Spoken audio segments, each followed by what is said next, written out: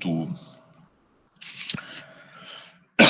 Pessoal, na aula de hoje, a gente vai ver impulso e quantidade de movimento.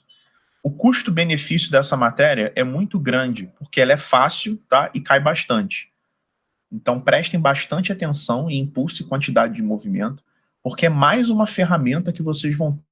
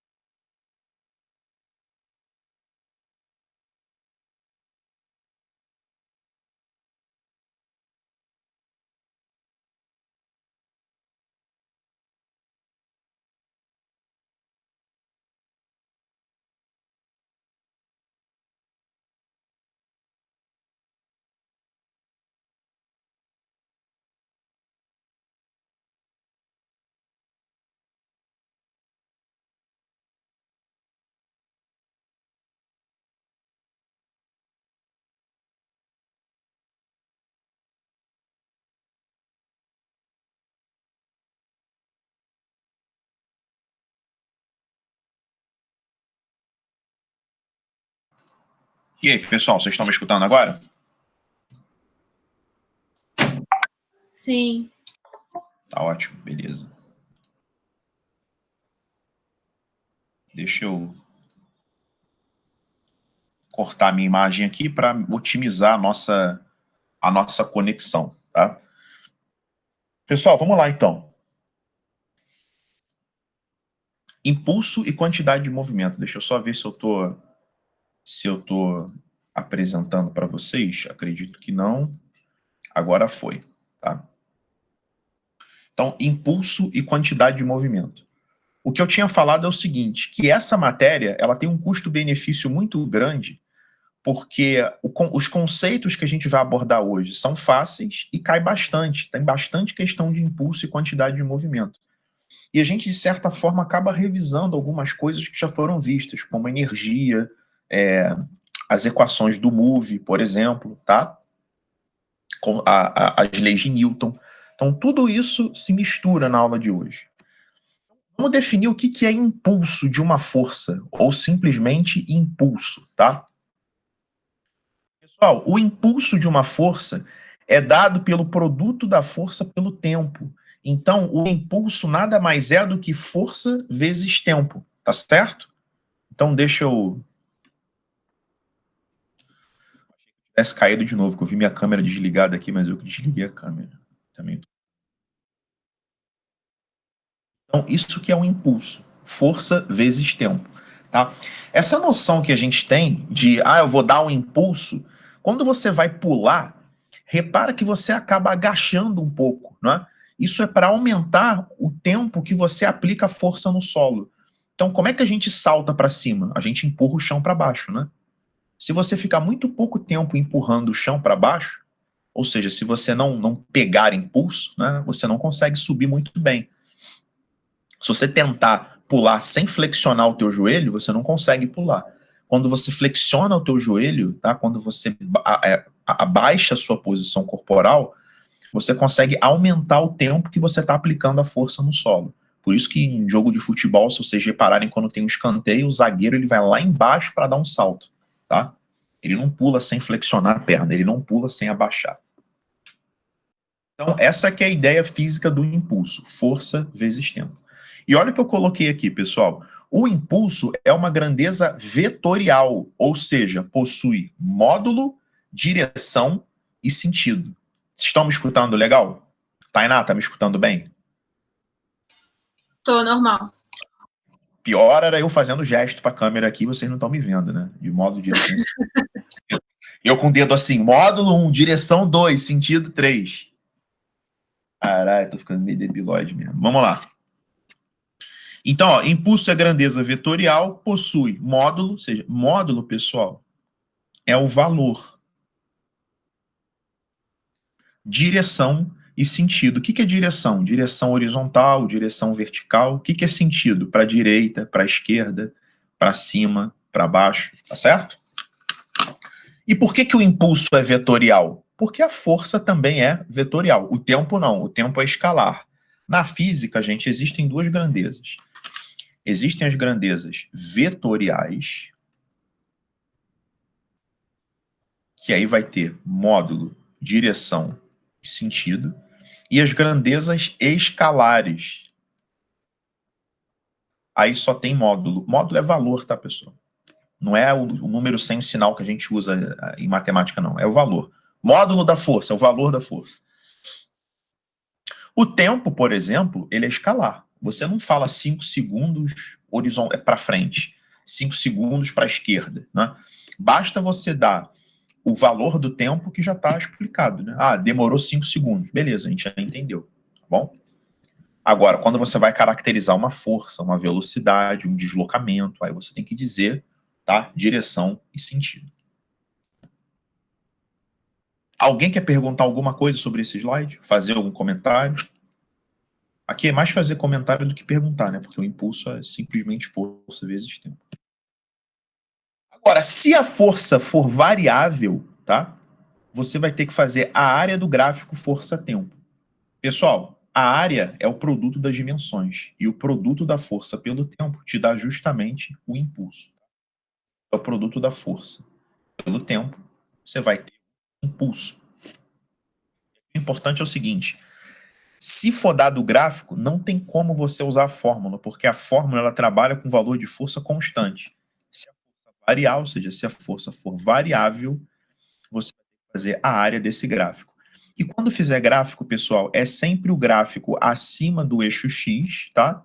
E abaixo do gráfico, ou seja, é o gráfico entre o eixo X e a linha que representa, ou a curva que representa o gráfico. Então, por exemplo, você está fazendo um problema de física aqui. Um gráfico, sei lá, força-tempo. O gráfico é assim. Quando você for fazer a área, você tem que fazer essa área aqui, que tem valores negativos da força, e essa área aqui. E somar as duas. Obviamente aqui vai exibir um valor negativo e ali vai exibir um valor positivo. Mas é sempre a área entre o eixo X e o gráfico. Se o gráfico estiver abaixo do eixo X, vai ser essa porção. Se o gráfico estiver acima, vai ser essa. Isso em qualquer ramo da física que você precise fazer a área do gráfico, tá? Alguém quer perguntar alguma coisa sobre esse slide?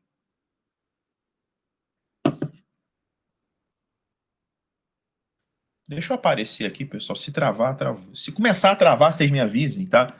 Que aí eu vou voltar pro... Não gosto de ficar sem aparecer, não. Eu vou voltar pro desligado aqui da câmera, modo desligado.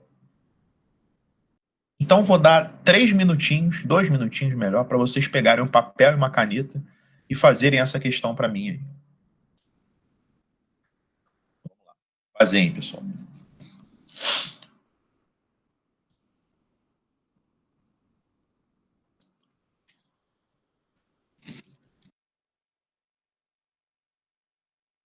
Minutinhos para vocês fazerem isso aí.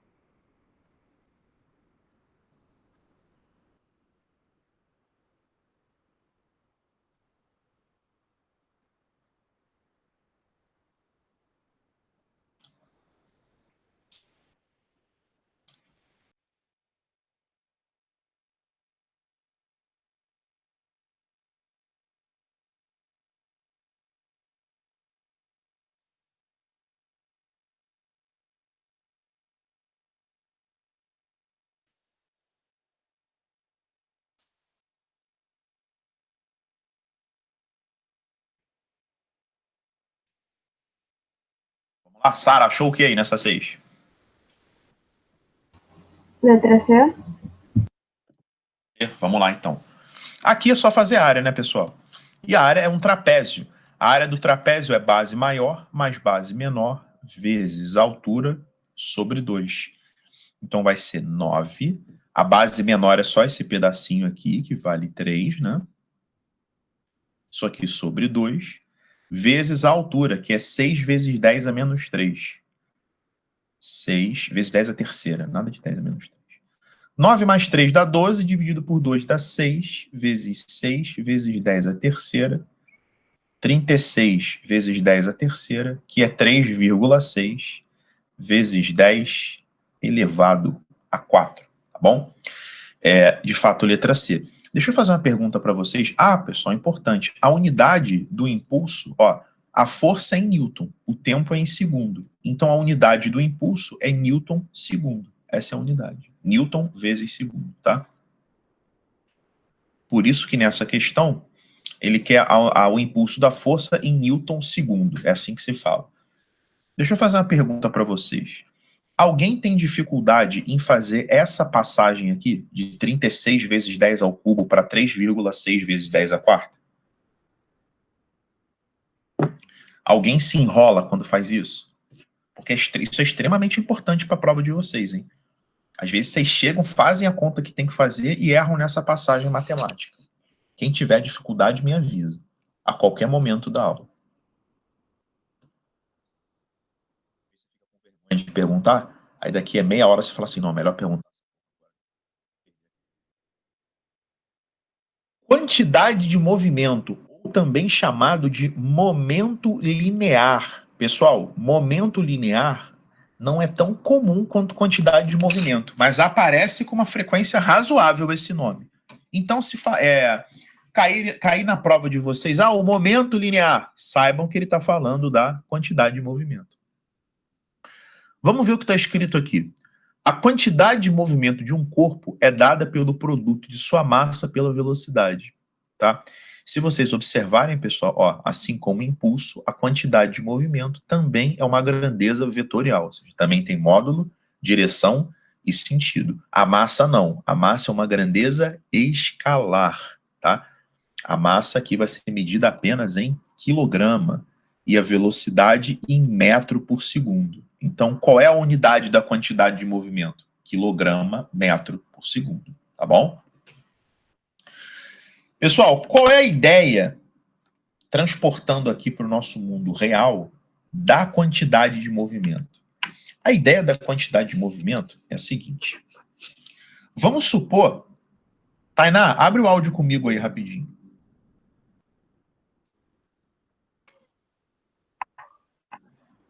Tá me escutando? Tainá?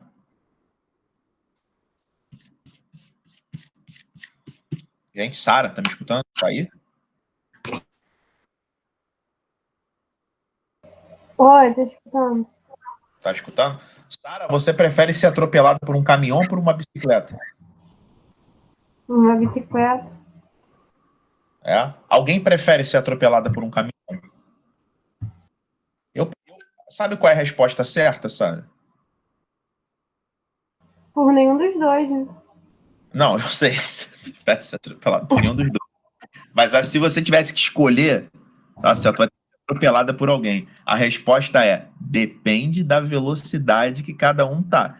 Eu prefiro ser atropelado por um caminhão a 1 km por hora do que uma bicicleta a 300 km por hora. Ou a 200 km por hora, certo? Aham. Eu tô dando aqui um exemplo tosco, mas é o seguinte: se você tiver, tá? Se você tiver uma colisão, vamos supor que você bateu num caminhão, tá? Mas esse caminhão tá devagarinho, o dano vai ser muito menor do que se você bater em outro carro que esteja extremamente rápido. Porque nessas colisões, tá? A gente tem que avaliar o produto da massa pela velocidade, a gente tem que avaliar a quantidade de movimento do corpo, tá? Então, a gente vê essa matéria, é a matéria que estuda as colisões, por isso que tem a foto de dois carros batendo na capa. a gente sempre tem que avaliar as colisões não só pela velocidade, mas pelo produto da massa pela velocidade. Essa que é a ideia física de quantidade de movimento. Só para vocês entenderem, tá? Eu peguei um exemplo para vocês captarem que isso não é um conceito aleatório. Isso está intimamente ligado à colisão, tá? Entendeu o que eu falei, ô Sara, sobre a questão da velocidade?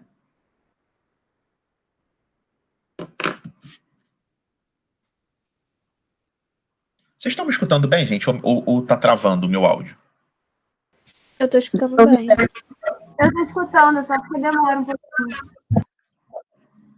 Tá, beleza. Leandro, tá me ouvindo agora? Agora eu tô. Tava com problema aí? Eu não sei o que foi que aconteceu, não. Não, beleza. Agora eu tô te... Pessoal, vou dar 3 minutinhos para vocês resolverem essa situação aí, ó. Mais um exercício da UERJ. Ele não é tão idiota quanto parece. Tem mais uma coisinha para vocês fazerem além dessa tabela, tá? Então, vou dar 3 minutinhos para vocês resolverem esse exercício número 11, que vai trabalhar justamente com esse conceito de quantidade de movimento, que é massa vezes velocidade. Rolando aí. Leandro, esses exercícios estão na apostila? Tá. Aí para casa vai ficar todos, exceto os que a gente fez hoje. Na verdade, pode refazer tudo, né? E eu coloquei na plataforma, ontem eu coloquei a mega revisão de matemática com 165 questões, e hoje eu coloquei a de física com 100 questões, tá bom? Já está na plataforma disponível para vocês, e vocês vão receber isso na apostila de julho, tá? Porque eu não vou dar matéria nova em julho, eu só vou dar essas revisões. Física eu coloquei um pouco menos, porque eu ainda tenho matéria nova para dar esse mês. Da apostila antiga ainda, tá? Da apostila de junho. Então vamos lá, 3 minutinhos para vocês fazerem essa 11.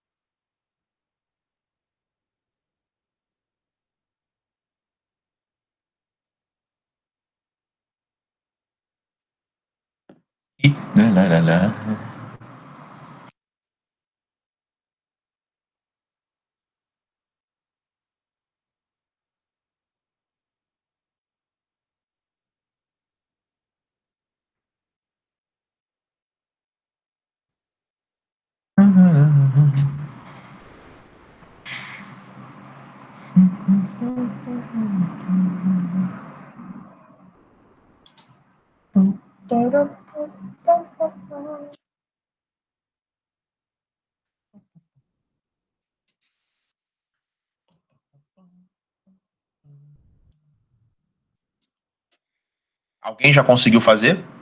Alguém já terminou?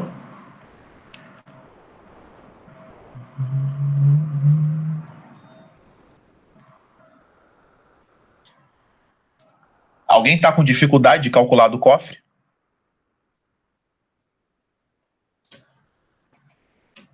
Alguém está me escutando? Hoje tá tenso.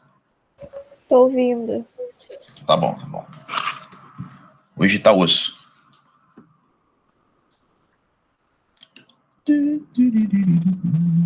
Inara, conseguiu calcular do cofre? Aham. Deu quanto do cofre? Dá 3.000?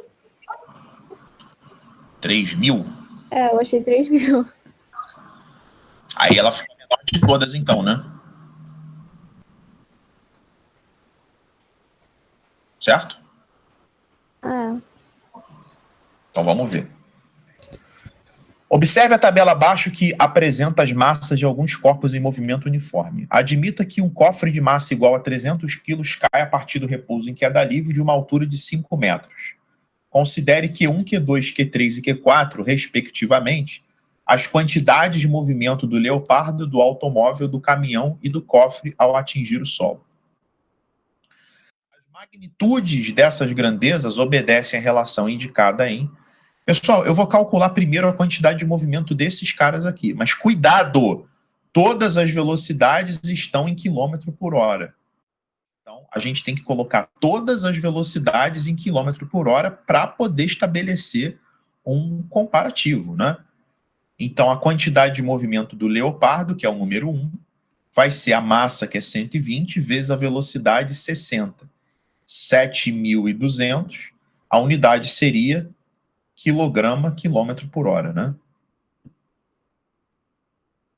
Isso aqui é um L de leopardo. A do automóvel vai ser 1.100 vezes 70, que vai dar 77.000 quilograma, quilômetro por hora. A do caminhão vai ser 3.600 vezes 20, que vai dar 72.000. 3.600 vezes 20, 72.000 quilograma, quilômetro por hora. Agora, a do cofre, pessoal, vai ser o seguinte. O cofre, ele caiu de uma altura de 5 metros. Para eu descobrir a velocidade dele antes de tocar o solo, tá? Eu vou resolver aqui, por exemplo, por energia. A energia potencial gravitacional se converte em energia cinética. Leandro, eu poderia usar a queda livre, eu poderia fazer por Torricelli? Sim, poderia, tá bom? Mas pode usar energia também.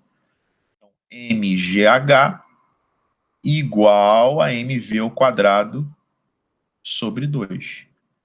Vai ficar 10 vezes 5 igual a v ao quadrado sobre 2. V ao quadrado igual a 100. Velocidade é 10 metros por segundo. Só que todas as velocidades aqui estão em quilômetro por hora. Então, multiplica por 3,6, vai dar 36 quilômetros por hora. Então, a quantidade de movimento do cofre, que é a Q4, deixa eu colocar os números certos aqui. Q1, Q2, Q3, eu vou colocar o Q4 aqui em cima. Vai ser a massa do cofre, que é 300 vezes 36, tá? Que vai dar 10.800 quilograma, quilômetro por hora. Então, ó, quem tem a menor quantidade de movimento é o número 1. Depois é o 4, tá? É 1, 4, depois é o 3 e depois é o 2. É 1, 4, primeiro é o 1, depois é o 4, depois é o 3, depois é o 2. Alguém quer perguntar alguma coisa sobre essa questão? Leandro, eu tinha achado 3.000 porque eu não passei para quilômetros por hora. Eu usei em metro por segundo. Como é que é? Eu tinha achado 3.000 porque eu tinha deixado em metro por segundo. Também. Posso fazer uma confissão? A primeira vez que eu fiz rápido isso também, eu botei em metro por segundo. Eu sou o rei de fazer esse tipo de merda. A desatenção, pessoal, não tem a ver com o nível de conhecimento que você tem da matéria. Sabe aquelas questõezinhas assim? Um reloginho, mais um pintinho, mais uma caneta dá 30. 3 lápis, mais um copo d'água. Eu erro todas disso. Agora, eu não sei matemática, então isso não tem nada a ver, entendeu? Eu sou completamente desatento. Eu tenho uma desatenção, então eu preciso ler 3 vezes o enunciado antes de fazer. É claro que quando eu faço com vocês aqui, eu leio com muita calma a questão. Agora é só pegar para fazer rápido. E é isso que acontece na prova.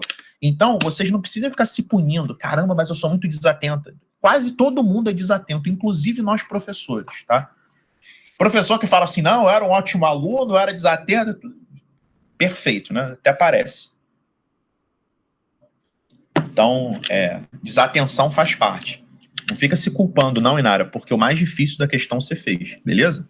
Beleza, mas Eu também coloquei isso da primeira vez, então se tu não sabe física, eu também não sei. Então, tá, pessoal, notícia urgente aqui de última hora. A maioria dos estudantes para o Enem votou para... Vocês acham que foi para quando? Para quando? Janeiro. Maio. A maioria dos estudantes votou para maio. Saiu agora, tá? A notícia urgente. Então, ó, vamos entrar ao plantão. Saiu aí, agora? Saiu agora. Minha esposa que me mandou agora, que essas coisas ela me manda. Ela me manda alguma coisa, é urgente, né? Então, saiu agora. A maioria dos inscritos prefere a prova em maio após enquete sobre datas. Agora, como o Ministério da Educação troca de ministro toda hora e é uma bagunça completa, é uma zona, né? Agora, essa última foi dose, né? Mas não vamos entrar em polêmica aqui. Talvez essa enquete não seja aproveitada para nada, mas, até porque foi o ministro anterior da Educação, né? O excelentíssimo Abraham Weintraub, né? Que propôs essa ideia da enquete, né? Então, imagina, gente, o zaralho, com respeito da palavra, não é palavrão que eu botei o Z na frente, que vai ser com o Enem em maio, né? Eu, se fosse aluno, ia preferir 1000 vezes o Enem em maio. Quanto mais distante, melhor, tá? Agora, certamente isso pode impactar, certamente vai impactar o Enem de 2021. Mas, enfim, vocês têm que focar no Enem agora, de 2020, né? Que vai ser feito em 2021. Tá bom? Gostaram da notícia? Era o que vocês queriam? Vou tirar isso aqui. Eu queria em maio. Vocês votaram? Eu votei em maio. Eu votei em janeiro. Janeiro? Aqui... Mas só uma pergunta, tu acha que vai ter 2 Enem, tipo de 2020 e de 2021, ou vai ser só esse? É isso que eu tô meio confuso. Sara, fala um pouco mais baixo, que teu som tá estourando um pouco, tá parecendo aqueles carros de som com megafone de aniversário. Ai, foi mal. Esse fulano! Montão, essa porra. Fala mais baixo aí, vai lá. Nossa, minha voz ficou horrível. Mas eu acho que... Você acha que vai ter 2 Enem, de 2020 e de 2021, ou só de 2020? Não, acho que vai ter sim, porque tem que pensar na galera que tá no terceiro ano agora, que vai pro terceiro ano que vem, né? Os caras vão ficar sem Enem. Esse Enem de 2020, ele vai ser aplicado em 2021, tá? Pessoal, não tá certo que vai ser em maio o Enem. Agora, a forte possibilidade é que a voz do povo, né? Porque se uma coisa que esse governo precisa fazer é um pouco de demagogia, né? Para acalmar os ânimos. Então, eu acho, pela experiência que eu tenho de vida, que vai ser em maio mesmo, tá? Mas o martelo, ele não vai ser batido. Não, até porque vai ser um tiro no pé, né? O novo ministro já entrar tirando uma decisão da maioria, né? No caso, tu tá falando o novo do novo, né? Porque esse já vai sair. O novo né? do O novo. próximo. Né? O novo do novo. Ele já saiu, não? Eu acho que ele saiu. Ele saiu ontem. Ele Caralho, pediu demissão. Ele pediu demissão. Foi ontem, né? Eu não vi. Foi igual o ministro da Saúde. Falando isso, a gente nem tá com o ministro, né? Eu vou ser o ministro dessa porra, então. Então vamos lá, pessoal. Vai ser bem melhor. Vou falar que eu fiz curso na NASA, vou também inventar um monte de coisa no currículo também. Bora. Vamos lá. Vamos aproveitar, vocês vão ter mó tempão, hein? Para fazer o vestibular se for em maio mesmo. Tem que estudar, é o ano de vocês, tá? É o ano. Então, vamos lá. A gente vai ver cada matéria pelo menos umas 3 vezes, tá? Para a gente, professor, fazer um planejamento extensivo até maio, para vocês que entraram no começo, é maravilhoso. Vocês vão ver comigo cada matéria pelo menos umas 3 vezes. Mas vamos lá. Fala aí. O curso vai continuar? Se for até maio? Claro, óbvio, não vai ter férias, não. Não, eu digo, porque de repente... Vai parar só para Natal e Ano Novo. Vamos deixar vocês em casa o quê? Um mês? Vocês vão ficar fazendo o quê? Um mês em casa. Tá. Vocês vão perder tudo. A ideia, gente, se for em maio, é não parar, é ir direto. Vocês têm que aproveitar essa oportunidade de ouro que está sendo dada a vocês e não foi dada a nenhum outro vestibulando antes de vocês. Não, mas eu nem tava pensando em férias, não. Eu tava pensando mesmo de acabar, tipo, o contrato, sabe, do curso, alguma coisa assim. Não, isso aí é... Enfim, a gente vai renovar, a gente vai prorrogar o contrato. A gente, claro, fez aquele planejamento inicial até dezembro, né? Prevendo o Enem em novembro, na verdade, né?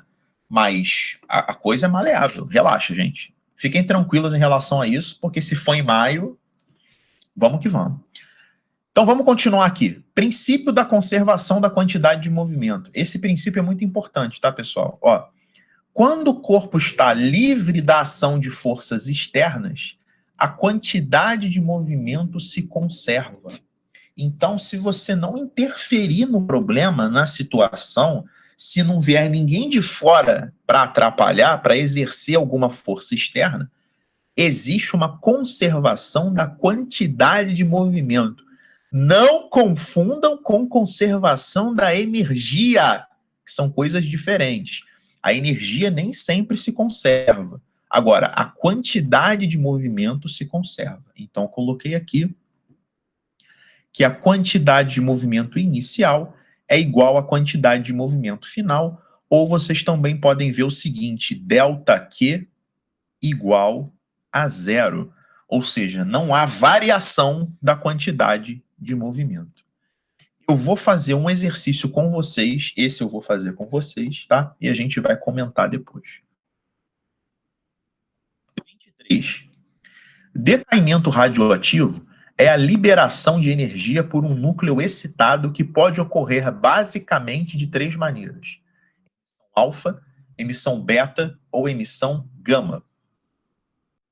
Suponha que um núcleo radioativo A de massa 227 U, esse U é unidade de massa, em repouso, decai em um núcleo B de massa 223 U, emitindo uma partícula alfa, cuja massa é de 4 U. Se a velocidade da partícula alfa for d, pessoal, tá com erro de digitação, é 2 vezes 10 ao cubo, tá? 2 vezes 10 ao cubo metros por segundo. Qual será aproximadamente o módulo da velocidade de recuo do núcleo B, tá? Pessoal, essa questão, ela busca alguma interdisciplinaridade com química. Aqui, na Unigran Rio, essa interdisciplinaridade não foi explorada da maneira que poderia. Ele poderia ficar quieto em relação à partícula alfa. Ele poderia falar assim, ó, emitindo uma partícula alfa. Ponto. Milena, você tá aí? Tô. Lembra da massa e do número atômico da partícula alfa? Acho que é 0 e 1, né? 4 e 2. Ó, partícula alfa, cuja massa vale 4. A alfa é 4 e 2, a beta é 0 e menos 1, e a gama é 0 e 0. Então, nessa questão, se ele falasse só partícula alfa, você já teria que saber que o número de massa da partícula alfa são 4 unidades de massa. Beleza? Beleza, Meliana? Beleza. Então, vamos pegar o problema aqui na sua origem, pessoal. A gente tem aqui, ó, um núcleo radioativo A, como ele não me deu um número atômico, eu não faço ideia quem seja, né? Que tem número de massa 227. Então, eu vou considerar o número de massa dele, né? Como a massa dele, 227. Depois, ele decai por algum processo nuclear num núcleo B de massa 223. E ele acaba emitindo uma partícula alfa que tem massa 4. Pessoal, se eu considerar que ele emitiu a partícula alfa para a esquerda, tá? Ele pergunta a velocidade de recuo do B, não é? Então, ó, deixa eu colocar a partícula alfa do outro lado, só para ficar mais didático, tá bom? Mas não estava errado o que eu estava fazendo. Deixa eu colocar a alfa aqui. Se ele emite uma partícula alfa com uma velocidade para a direita, tá? E foi uma velocidade de 2.000 metros por segundo, a velocidade B, o núcleo B, perdão, ele vai sofrer um recuo. Por que ele vai sofrer um recuo? Eu vou mostrar para vocês com as fórmulas que a velocidade de B vai ser negativa em relação ao que a gente definiu como positivo. Eu vou definir que tudo que está para a direita é positivo. Alguém não entendeu esse esquema que eu fiz? A gente vai calcular essa velocidade do B. Isso aqui é o antes. Melhor, já que eu estou chamando de inicial e final, isso aqui é o início. Isso aqui é o fim. Nem botar com fim. Não, é fim mesmo, porque eu escrevi final, me arrependi. Alguém não entendeu esse esquema de início e fim? Então vamos lá, pessoal. Princípio da conservação da quantidade de movimento. Quantidade de movimento inicial é igual à quantidade de movimento final. Pessoal, quantidade de movimento. Se não tem movimento, não tem quantidade de movimento. Isso faz sentido, né? Então, a quantidade de movimento inicial é 0. E a quantidade de movimento final é a soma dessas quantidades de movimento, tá? Tanto B quanto alfa possuem quantidade de movimento. A quantidade de movimento do B vai ser a massa do B, que é 223, vezes a velocidade do B, que é VB. Se você quiser escrever menos VB, você já está levando em conta o sentido, tá? Mas se você não escrever o sinal do VB, você vai encontrar o VB negativo. Mais a quantidade de movimento da alfa, que é a massa, que é 4, vezes a velocidade, que é 2.000. Essa velocidade, sim, ela é positiva.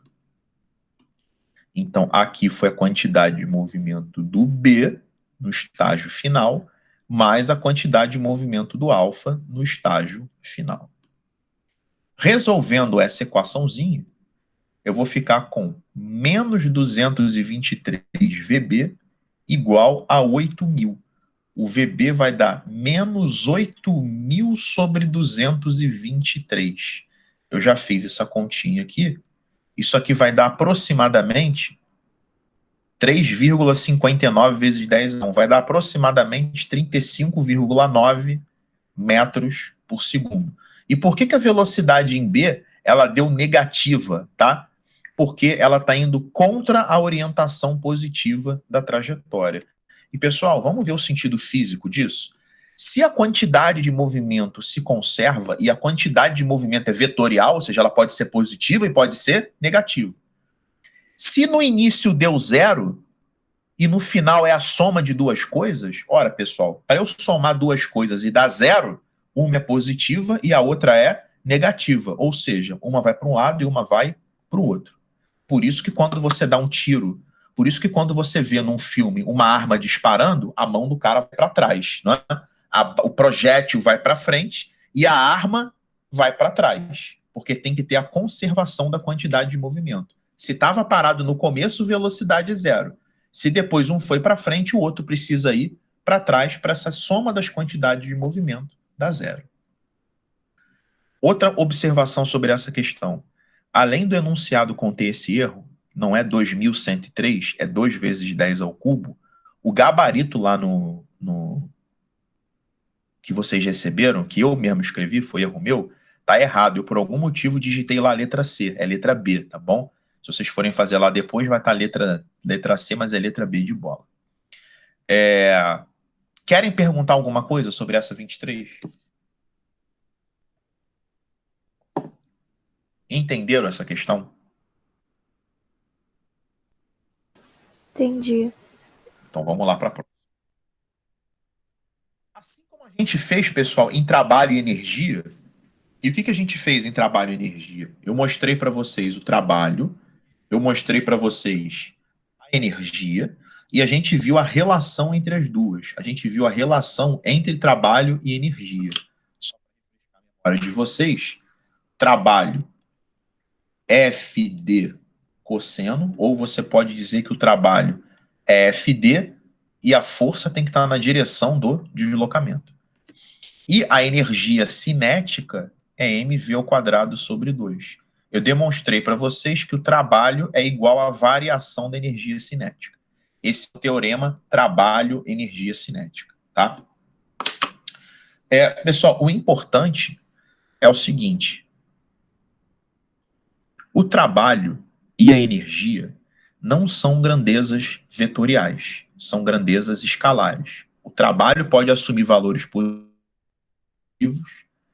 e a energia não, tá? Uma vez um aluno me perguntou o seguinte, fez uma pergunta muito interessante. Deixa eu apagar isso aqui porque está na aula passada. Ele falou: Leandro, por que o trabalho não é vetorial? Porque eu estava explicando justamente para ele que o impulso é vetorial, porque a força é vetorial, né? Ele falou: por que o trabalho não é vetorial se a força é vetorial e o deslocamento também é vetorial? A resposta, ela está lá no nível superior. É porque quando você multiplica duas grandezas vetoriais, tá? Existe uma coisa chamada produto vetorial que exibe um resultado escalar. Então, a resposta é além do nosso nível de estudo aqui. Por isso que a gente meio que decora que o trabalho é escalar, que o trabalho não é vetorial. Por isso que a gente não coloca uma setinha em cima do trabalho. Até porque se o trabalho fosse vetorial, a energia também seria vetorial, né? Eu não posso igualar uma grandeza vetorial a uma grandeza escalar. Então, só para esclarecer isso. E existe um processo por trás desse cálculo do trabalho que chama-se integral, né? Que é da matemática, que faz com que o trabalho seja escalar. Agora, aqui, o teorema impulso-quantidade de movimento, eu vou mostrar para vocês por que o impulso é igual à variação da quantidade de movimento. E para demonstrar essa fórmula, a gente vai usar uma coisa que a gente já sabe, que é a segunda lei de Newton. Força resultante igual a massa vezes aceleração. Pessoal, a aceleração é a variação da velocidade pelo tempo. Se eu passar o tempo para o outro lado, eu fico com força vezes tempo igual a massa, e variação da velocidade é o quê? É velocidade final menos a velocidade inicial. Força vezes tempo é o que a gente define como impulso. Porque aqui vai ficar assim, ó, força vezes tempo igual a mv final menos mv inicial. Então, o impulso é a quantidade de movimento final menos a quantidade de movimento inicial, ou impulso é igual a variação da quantidade de movimento. Então, essa é a demonstração da fórmula do impulso, tá bom? A gente parte, tá? A gente parte da segunda lei de Newton, assim como eu consigo demonstrar para vocês aquela relação trabalho-energia cinética partindo de Torricelli, tá certo? Ou partindo de trabalho igual a variação da energia cinética, eu consigo te provar a equação de Torricelli, que foi o caminho que foi feito, na verdade. Entenderam isso aí? Isso, na verdade, não é uma fórmula, tá? Impulso é igual a variação da quantidade de movimento. Vou mostrar para vocês agora como é que a gente aplica esse conceito de impulso igual a variação da quantidade de movimento nos problemas. Estão vendo que tem um monte de questão da UERJ aí, né? A UERJ adora essa matéria, esse tópico, impulso e quantidade.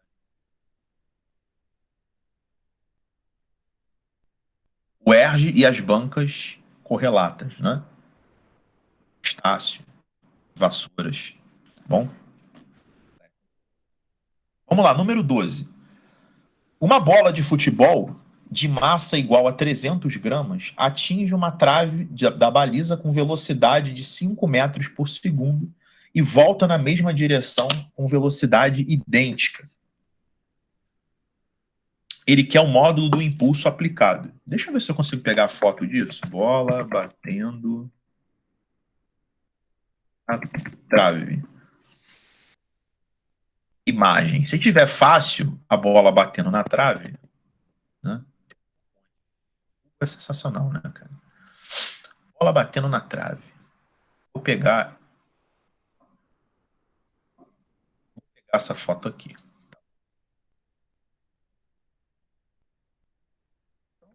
Ilustra. É isso, né?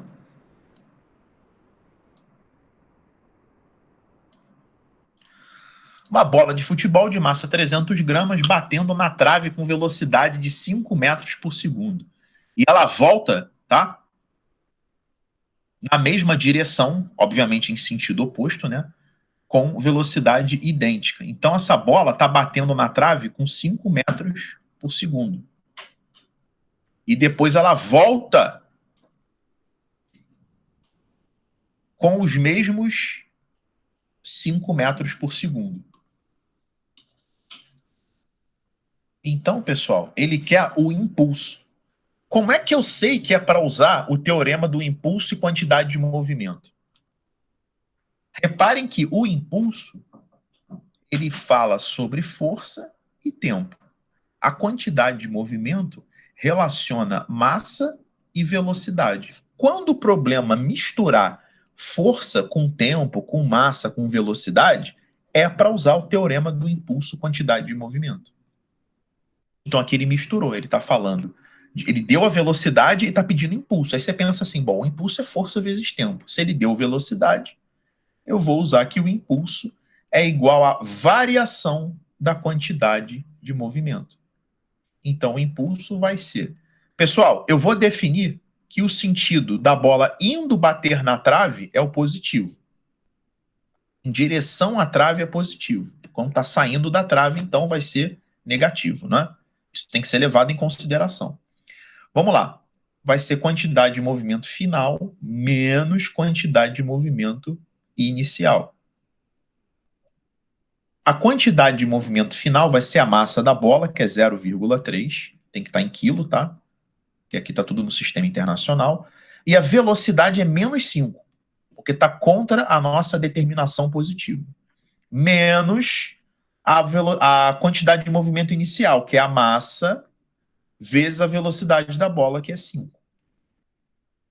Então o impulso vai dar menos 1,5 menos 1,5, que dá menos 3 newton segundo. Então o módulo, ou seja, apenas o valor absoluto, dá 3 newton segundo, tá? Por que ele pede o módulo aqui? Por que ele não coloca o sinal? Porque você não é obrigado a escrever esse referencial como positivo. Você poderia colocar o contrário, que saindo da trave é positivo e indo bater na trave é negativo. Alguém quer perguntar alguma coisa em relação a essa questão número 12? Alguém não entendeu o que eu fiz? O sinal aqui só deu negativo por causa da minha orientação, tá certo?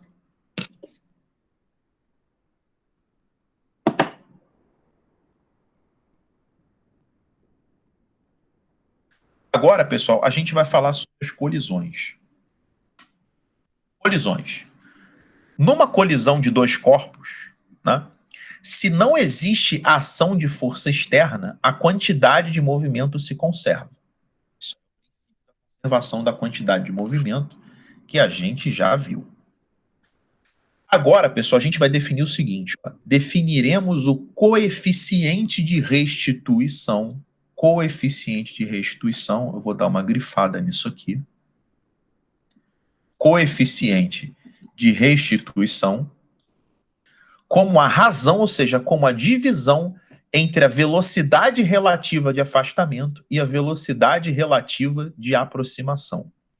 Deixa eu falar um pouquinho, deixa eu só lembrar vocês essa história de velocidade relativa, fazendo um esboção aqui maluco.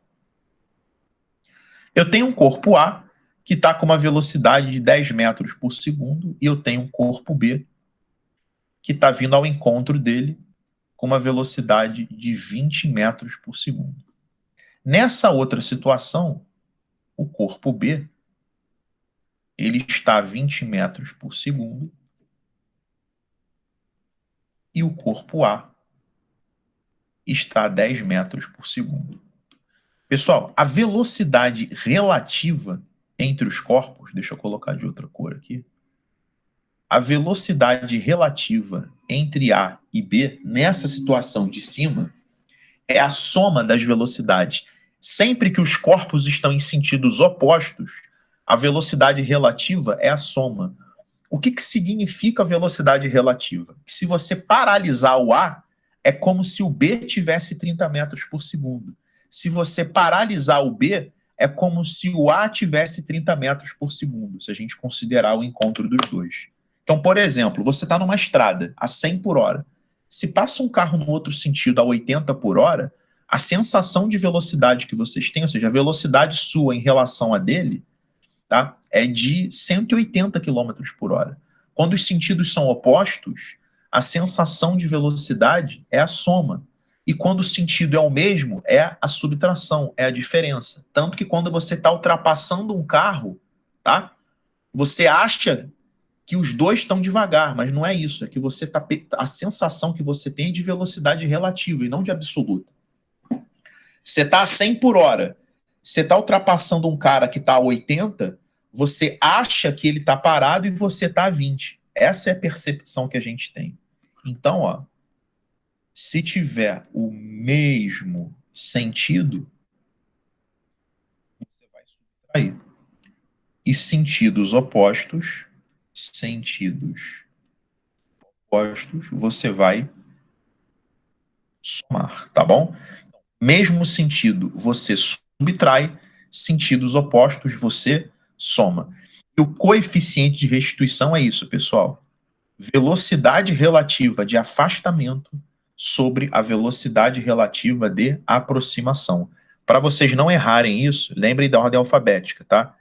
O F, ele vem antes do P. Então, o F está em cima e o P está embaixo, porque os dois é A, né? A, F de afastamento e a P de aproximação. Os dois são A. Eu falei os dois é A, né? Nossa Senhora. Os dois são A, tá? Então, para a gente decorar, fica pelo F e pelo P. É afastamento sobre aproximação. E agora uma coisa lógica para você entender, né? O numerador pode ser zero. Pode não ter afastamento. Basta que eles colidam e sigam juntos. Agora, a aproximação não pode ser zero.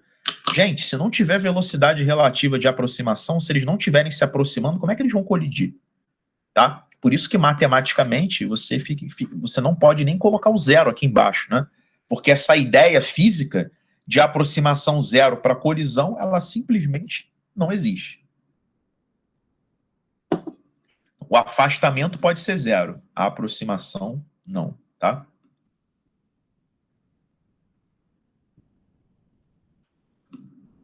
E o lance é o seguinte, pessoal.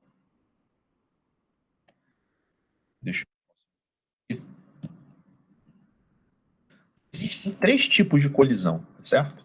Existe o choque chamado de perfeitamente elástico. Esse número 1 aqui é o perfeitamente elástico. A gente vai dar uma aqui para ficar bonitinho.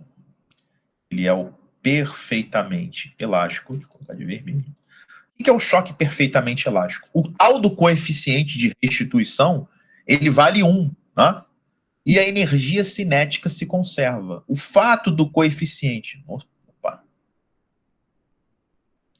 O fato do coeficiente de restituição valer 1 implica... E começou a dar zica. Ih, ferrou, gente. Vou fazer um teste aqui. Deixa eu salvar e abrir de novo, tá? Começou a dar zebra aqui. Deixa eu ver se ele vai agora. Deixa eu abrir de novo, peraí. Salvar. Vou abrir de novo para vocês, tá? Às vezes ele faz essa... Às vezes ele faz essa graça.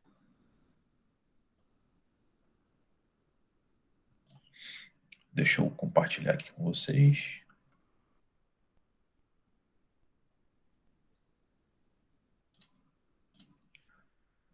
Pam. Tava aqui, né? Engraçado, fez tudo que eu queria aqui. Vamos lá, vamos apagar. Então eu estava falando o seguinte, pessoal, que no choque perfeitamente elástico, o coeficiente de restituição vale 1.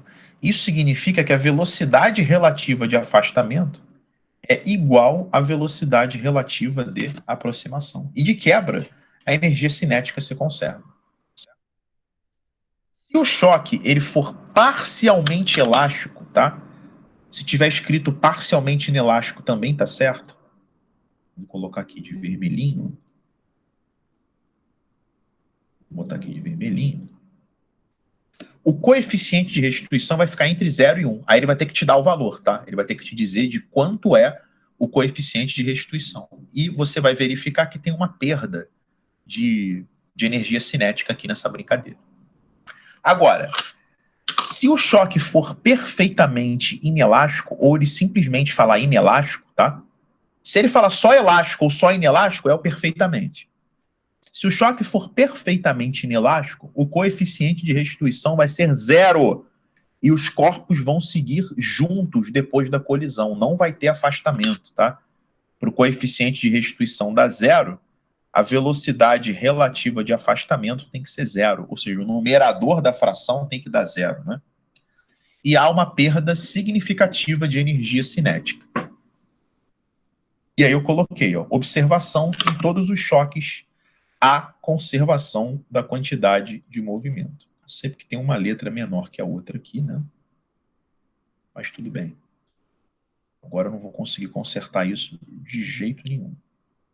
Pior que foi. Querem perguntar alguma coisa sobre esses tipos de choque? Obviamente a gente vai ver isso nos exercícios. O próximo slide, pessoal, então, ó, só para resumir. Coeficiente de restituição igual a 1. Perfeitamente elástico.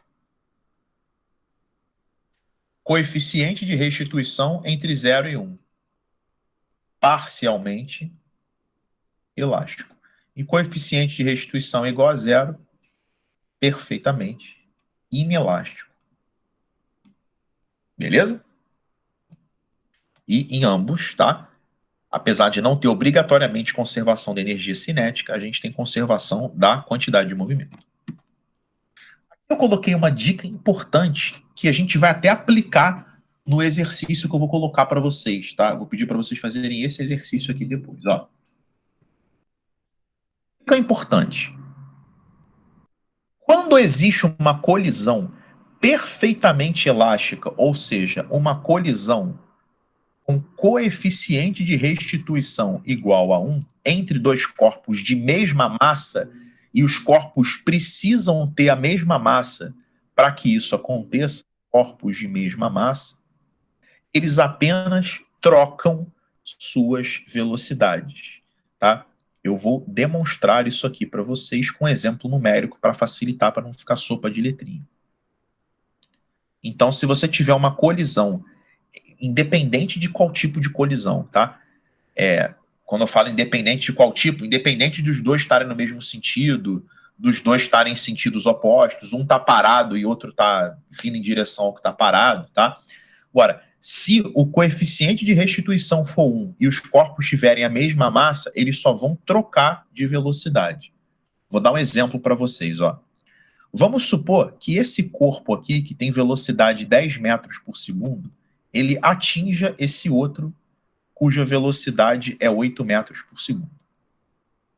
Eu vou calcular para vocês a velocidade final do corpo 1, ó, esse aqui é o corpo 1, esse aqui é o corpo 2. Eu vou calcular para vocês a velocidade final do corpo 1 e do corpo 2. Então, primeira coisa, se o choque é perfeitamente elástico, ou seja, se o coeficiente de restituição é igual a 1, eu sei que o coeficiente de restituição é velocidade de afastamento sobre de aproximação. Pessoal, esses corpos, tá? Tanto no afastamento quanto na aproximação, eles estão no mesmo sentido. Então, a velocidade relativa entre eles é um menos o outro. Então, ó, aqui é o afastamento, né? Depois. A velocidade relativa vai ser V2F menos V1F sobre a aproximação, tá? Que é 10 menos 8. Você sempre vai fazer o maior menos o menor, tá certo? Quando for subtrair. Então, a aproximação é 10 menos 8, que dá 2. Então você conclui que V2F menos V1F é igual a 2. Guarda essa informação aqui. Agora, a outra equação que eu vou usar é o princípio da conservação da quantidade de movimento. Q inicial é igual a Q final, tá? Então, pessoal, nos exercícios de colisão, pelo menos em alguma parte deles, você usa uma equação que é o princípio da conservação da quantidade de movimento e a outra que vem do coeficiente de restituição. Então, ó, quantidade de movimento inicial é a soma desses dois aqui, tá? Como todo mundo está para a direita, todas as quantidades de movimento vão ser positivas porque eu vou definir que o que é para a direita é positivo. Então, no início eu tenho 10m mais 8m e no final eu tenho V1FM mais V2FM. E como a massa é igual, eu posso cortar a massa de todo mundo. E aí eu chego na seguinte situação. V1F mais V2F é igual a 18. E aí, gente, eu vou copiar para cá essa equação. V1F mais V2F é igual a 18. Porque agora eu vou resolver esse sistema. Vai por adição, cancela aqui, você vai ficar com 2 vezes V2F igual a 20, V2F igual a 10, e o V1F vai ter que ser 8. Porque a soma tem que dar 18, né? Então eu provei para vocês que esse aqui vai passar a ter velocidade de 10 e esse vai passar a ter velocidade de 8. Então, dois corpos de mesma massa, tá? Quando se envolvem numa colisão perfeitamente elástica, eles apenas trocam suas velocidades. Alguém quer perguntar alguma coisa sobre essa dica importante?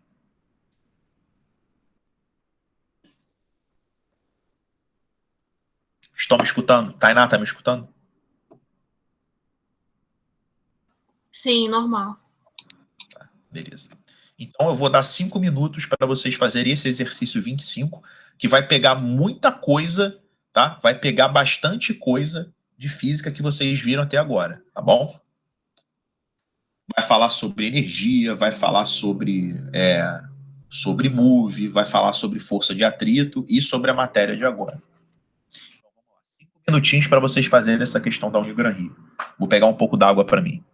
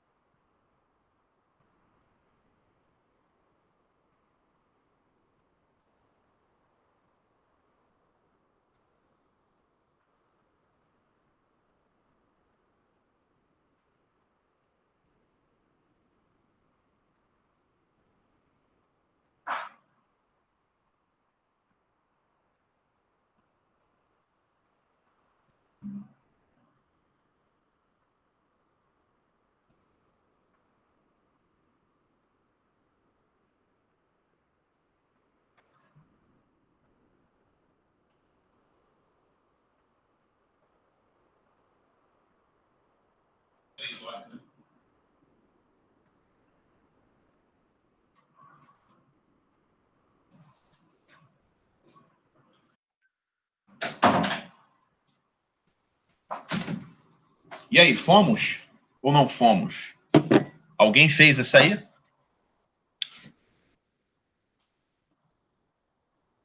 Alguém já terminou?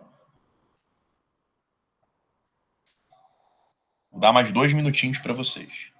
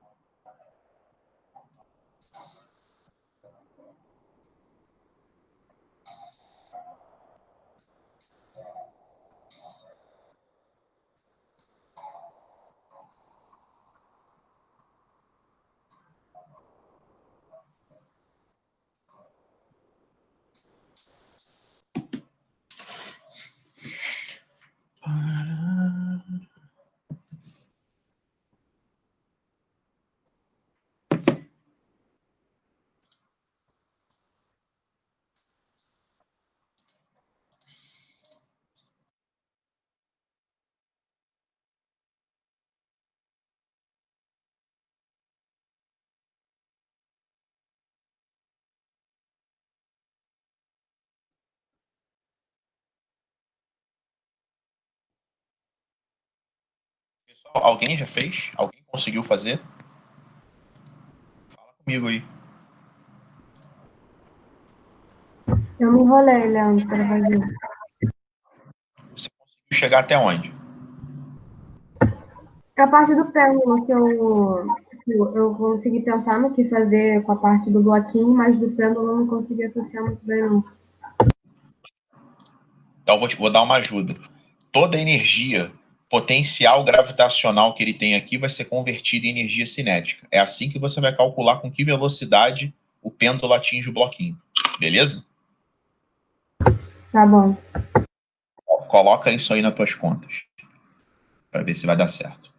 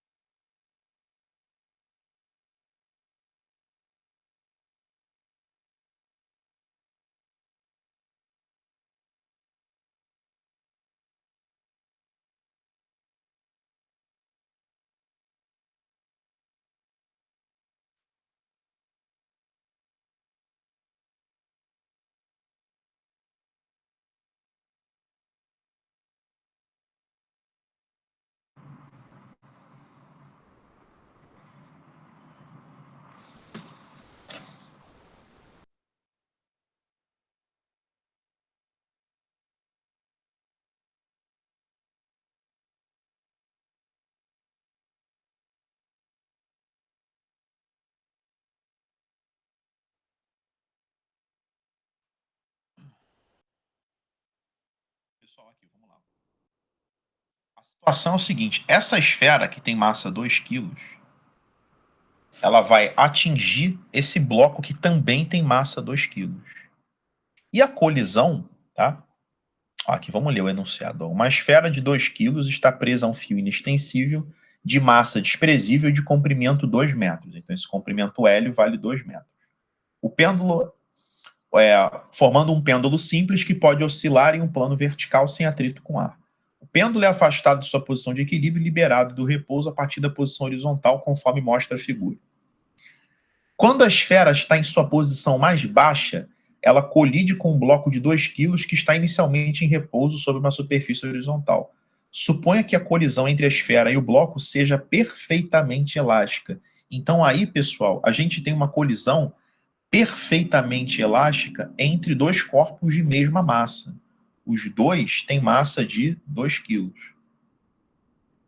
Aí ele fala, ó, e que o coeficiente de atrito cinético entre o bloco e a superfície horizontal vale a 0,25. Determine a distância que o bloco percorre sobre a superfície horizontal antes de parar. Considere o raio da esfera muito pequeno comparado ao do fio, despreze a resistência do ar e suponha que a superfície seja suficientemente longa, né, para comportar o movimento todo. Então vamos lá, pessoal. Toda a energia que ela tem aqui em cima é do tipo potencial gravitacional, a esfera, né? Isso vai se converter em energia cinética, mv² sobre 2. Então vai cortar aqui, pam, gravidade é 10, altura é 2, vai ficar v² igual a 40, a velocidade é raiz de 40 metros por segundo. Eu não vou nem simplificar isso aqui. Então, o bloco atinge a esfera com uma velocidade v de 40 metros por segundo. Como a colisão é perfeitamente elástica e ela é feita entre corpos de mesma massa, eles trocam velocidade, ou seja, se a bolinha do pêndulo tinha raiz de 40 metros por segundo e a caixinha estava parada, velocidade zero, depois da colisão, a bolinha do pêndulo vai ficar parada e a caixinha vai adquirir essa velocidade de raiz de 40 metros por segundo. Até aqui, alguém quer perguntar alguma coisa? Alguém não entendeu por que essa caixinha vai sair daqui com uma velocidade de raiz de 40 metros por segundo? Se alguém não tiver entendido, pode falar comigo agora.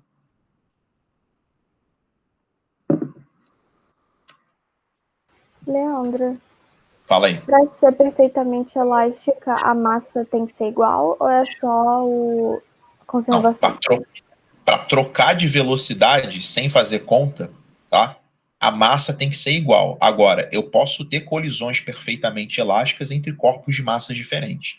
Mas para usar aquela distante, que não deixa de ser um macete, tá? Os corpos precisam ter a mesma massa para que eles consigam trocar de velocidade sem eu precisar fazer essa conta daqui, ó. Entendeu? Ah, sim, entendi. Aquilo ali eu só estava mostrando para vocês por que pode trocar de velocidade. Então agora a gente começa uma outra parte do problema. Eu tenho um corpo que tem uma velocidade raiz de 40 metros por segundo e ele vai parar em algum momento. Eu quero saber qual é a força, né? Ou seja, qual é a distância que ele percorre, sabendo que tem uma força de atrito aí atuando nele, né? A partir do momento que ele começa a deslizar, eu tenho atuando uma força de atrito. E tem duas soluções para vocês atacarem esse problema. Vocês podem resolver por Torricelli ou pelo teorema trabalho-energia cinética. Pessoal, o teorema trabalho-energia cinética e Torricelli, uma coisa chega a outra, tá? Uma coisa demonstra a outra. Então, eu vou usar o teorema trabalho-energia cinética, que eu prefiro. O trabalho é igual à variação da energia cinética. O trabalho é o trabalho da única força que está atuando aí, que é a força de atrito, né? Atuando na direção do movimento. Então vai ser φ vezes o deslocamento, vezes o cosseno do ângulo entre a φ e o deslocamento, que é -1. Tá? O ângulo é de 180 graus. Variação da energia cinética vai ser energia cinética final, que dá 0, menos a energia cinética inicial, que é m, que é a massa, velocidade ao quadrado, sobre 2. Pessoal, a força de atrito é μ vezes a normal. E a normal aqui é igual ao peso. Então, μmg vezes d vezes -1 igual a -m. Isso aqui vai dar 20, né? Vai dar 40 sobre 2, que dá 20. Aqui a gente vai cortar as massas. Tá? Eu vou cortar o -1 dos dois lados. O μ vale 0,25, a gravidade vale 10, aqui vai dar 20. Então, o nosso deslocamento vai dar 20 sobre 2,5, que é 8. Faltou espaço aqui, mas o deslocamento dá 8 metros. Letra C. Alguém se enrolou nessa parte do trabalho igual a variação da energia cinética? Leandro, não entendi, não. Você entendeu que você não entendeu por que eu usei a fórmula? Isso. O trabalho não tem a distância na sua fórmula? Tem. A energia cinética não tem velocidade? Sim. Eu não precisei relacionar essas duas coisas. Aham. Então, eu posso colocar o teorema trabalho igual a variação da energia cinética. Como eu também poderia dizer que V ao quadrado igual a V0 ao quadrado mais 2A delta S. A velocidade final, ela é 0. A velocidade inicial ao quadrado dá 40. A gente vai ficar devendo essa aceleração.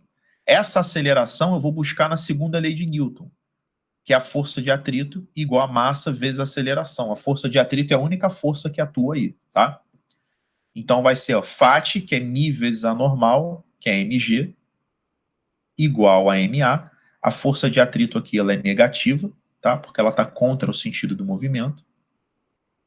Você vai descobrir aqui que a aceleração é menos μ vezes g, é menos 2,5, tá? Quando você enfiar o menos 2,5 ali, vai ficar 0 igual a 40 menos 5 delta S, porque vai ser 2 vezes 2,5, e você vai achar o delta S igual a 8 metros. Então, poderia fazer também por Torricelli. Por Torricelli, você achou mais fácil, Tainá? Não, eu não fiz a questão, não consegui fazer, mas achei que melhor por trabalho. Por trabalho, né? Porque por Torricelli você tinha que usar o Torricelli, mas ia faltar a aceleração. Aí a aceleração você ia buscar na segunda lei de Newton, que é força resultante igual a massa vezes a aceleração. O movimento é para a direita. Força resultante é quem ajuda menos quem atrapalha. Ninguém ajuda e o atrito atrapalha. Igual a ma. Por isso que fica menos FAT, né? Igual a ma. Por isso que a aceleração dá menos 2,5. Aí você pega essa aceleração e enfia no Torricelli, que vai sair a distância. Então, essa é uma questão boa para vocês refazerem, porque ela é bem completa, tá? Ela trabalha com energia, ela trabalha com a dica importante das colisões, e ela pode trabalhar com Torricelli ou com o teorema trabalho energia cinética. Alguém quer perguntar alguma coisa sobre ela?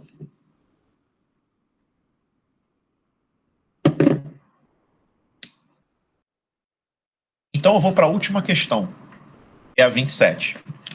Vou fazer com vocês aqui. Dois pequenos discos homogêneos A e B, de massas MA e MB, respectivamente, podem deslizar sem atrito sobre uma superfície plana e horizontal. Inicialmente, o disco B encontra-se em repouso e o centro do disco A move-se na direção e no sentido do centro do disco B, com uma velocidade módulo V0, como indica a figura, deixa eu tirar a setinha aqui, figura número 1. Designemos por VA e VB os módulos das respectivas velocidades dos discos A e B após a colisão entre eles, como indicado na figura 2. Supondo que a colisão entre os discos tenha sido perfeitamente elástica, e sabendo que MA é igual a 2MB, é correto afirmar que a razão VB sobre VA é... Atenção aqui, pessoal. Vamos lá. Como é que a gente aborda os problemas de choque? Uma equação vem do coeficiente de restituição, que nesse caso aqui ele deu, vale 1, né? Perfeitamente elástico. E a outra vem do princípio da conservação da quantidade de movimento. Mas vamos começar por essa, do coeficiente de restituição. É velocidade relativa de afastamento sobre a aproximação. Isso tem que dar 1. O afastamento ele ocorre depois, não é? Pessoal, se os corpos estão no mesmo sentido, o afastamento vai ser um menos o outro. A pergunta é, quem menos quem? É B menos A ou A menos B?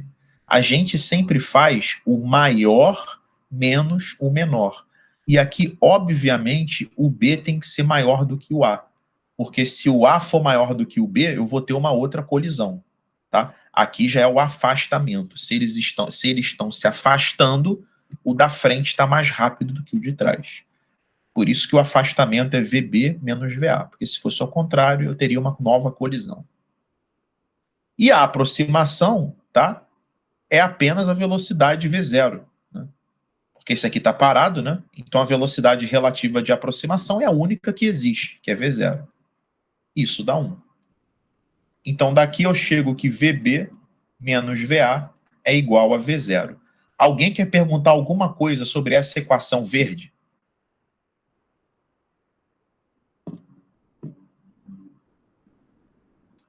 Então agora vamos usar o princípio da conservação da quantidade de movimento. Pessoal, no início, a quantidade de movimento é só oriunda do corpo A. Então é a massa do A vezes a velocidade do A, que é V0. O B está parado. No final, tá? No final, a quantidade de movimento é dos dois, tá?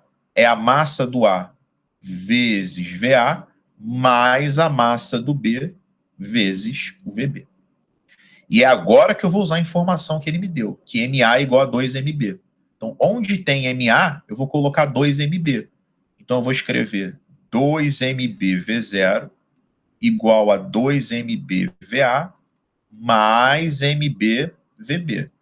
E aí todo mundo fica com MB e eu consigo cortar o MB. Tá? Então, dessa linha para essa aqui, eu usei que MA igual a 2MB. Agora, olha o que aconteceu, pessoal. Eu fiquei com 2V0 igual a 2VA mais VB. Tá? E eu tenho que o V0 é VB menos VA.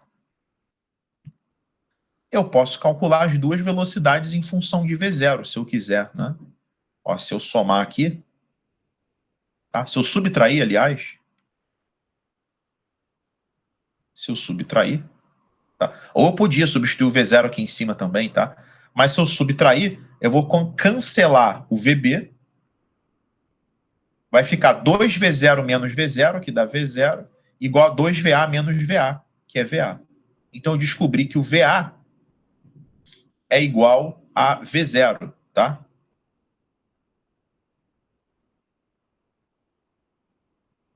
A gente cortou aqui, eu fiz 2V0. Ah, não, se subtrair ficou 3VA igual a V0, né? Aí, deixa eu fazer aqui do outro jeito. É melhor. Paga isso aqui. Bota aqui o VB menos VA, pronto. Eu vou fazer o seguinte. Eu vou pegar esse VB menos VA e vou colocar aqui em cima, no lugar do V0. Igual a 2VA mais VB. Vai ficar 2VB menos 2VA é igual a 2VA mais VB. O VB passa para a esquerda, fica VB igual a 4VA. E se ele quer VB sobre VA, é só passar o VA dividindo, assim vai ficar mais fácil. E aí vai dar 4. Então a resposta aqui é que a razão dá 4. E aqui eu não pude usar o macete deles trocarem de velocidade, porque eles não têm a mesma massa. Tá? Então, recapitulando, o que eu fiz? Fiz a parte verde, que era a relação entre o coeficiente de restituição. Concluí que VB menos VA dá V0. Depois eu vim para o princípio da conservação da quantidade de movimento. Substituí MA por 2MB e fiquei com este sistema aqui, tá? A primeira equação veio do princípio da conservação da quantidade de movimento e a segunda do coeficiente de restituição. E aí eu substituí o V0, que é VB menos VA, na primeira equação. E aí eu consegui isolar VB sobre VA, que dá 4. Alguém quer perguntar alguma coisa sobre essa 27?